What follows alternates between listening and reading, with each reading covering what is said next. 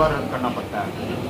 देखिए, अभी माननीय मंत्री जी ने इसके बारे में आपको जवाब दे ही दिया है। प्रशासनिक कारणों से निर्णय लिए जाते हैं और इसी कारण से निर्णय लिए गए होंगे और पुनः इसकी समीक्षा की जाएगी और जो भी पदस्थापन है होगा नए, उसके बारे में सूचित किया जाएगा सभी। किसी तरह की छूट नहीं दी गई है।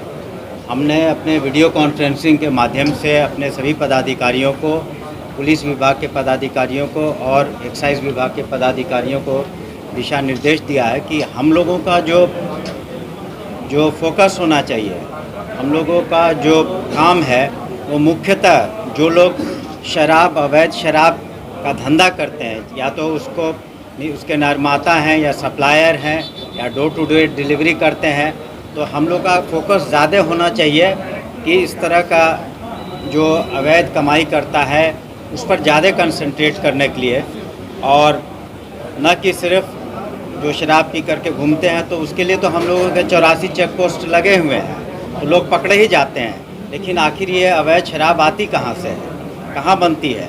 तो इस पर फोकस करने से सप्लाई लाइन को अगर हम लोग कम कर देते हैं और उनके अवैध कमाई को कम कर देते हैं तो इसके परिणाम बेहतर होंगे। सर, जहरीली शराब पर जो मुआवजा देने की बात है, उसमें क्या प्रोग्रेस है? कितने लोगों को मिला है, कितने लोग रजिस्टर्ड हुए हैं? पिछली बार हमने कहा था कि हमें 3 सप्ताह लगेंगे, लेकिन उसके पूर्व ही हम लोगों ने अब तक लिए 32 लोगों को 4-4 लाख रुपए मुआवजा दे दिए हैं, जो जहरीली शराब से जिनकी मृत्यु हुई थी और पोस्टमार्टम रिपोर्ट उपलब्ध है।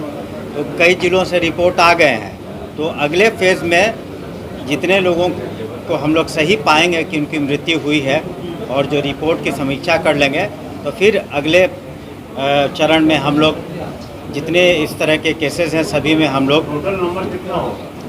करीब 200 होना चाहिए, 200 से कुछ कम होने चाहिए। तो ये 32 हो गया है। तो चरणबद्ध हम लोग जैसे जैसे रिपोर्ट आ रहा है, क्योंकि उसकी समीक्षा भी करनी पड़ती है, पोस्टमार्टम रिपोर्ट है नहीं है। वैसे हमने पिछली बार भी स्पष्ट किया था कि वैसे केसेस में जहां जहरीली शराब से मृत्यु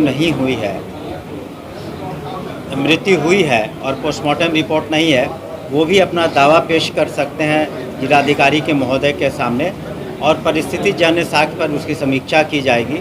और अगर सही पाया गया तो वैसे केसेस में भी हम लोग मुआवजा के बारे में निर्णय लेंगे।